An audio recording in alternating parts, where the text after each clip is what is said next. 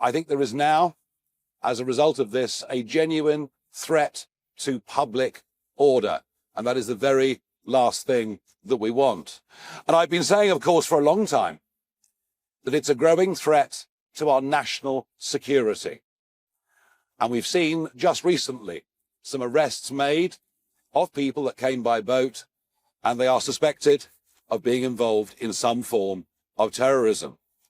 Huge numbers of undocumented young males who throw their passports and iPhone into the English Channel when they get to the 12-mile line, something that I've been out and filmed. These huge numbers of people do constitute a threat. And I suppose the growing anger in the country over the course of the last few weeks is a cultural one, in the sense that many of these young men come from countries in which women aren't even second-class citizens. And frankly, the public have now just had enough. And what began as a protest of mothers and concerned citizens outside the Bell Hotel in Epping has now spread right across the country. And all of it really poses one big fundamental question. Whose side are you on? Are you on the side of women and children being safe on our streets? Or are you on the side of outdated international treaties backed up by a series of dubious courts?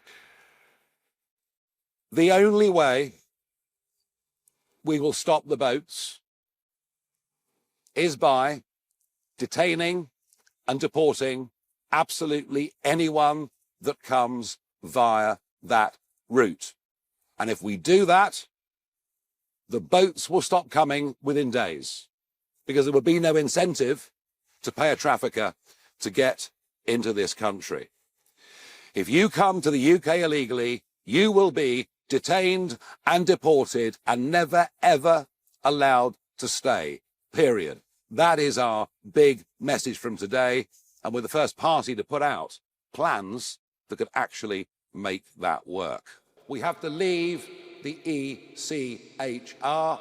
No ifs, no buts. It may have been a good idea 80 years ago. Frankly, it isn't today. We have to repeal the Human Rights Act of 1998, brought in by a Blair government, many of whose families seem to do rather well off the back of it. We will, for a 5-year period, disapply the 1951 Refugee Convention and any other barriers that can be used by lawyers in this country to prevent deportations, to prevent the right thing from happening. We'll create a legal duty for the Home Secretary to remove those that come illegally.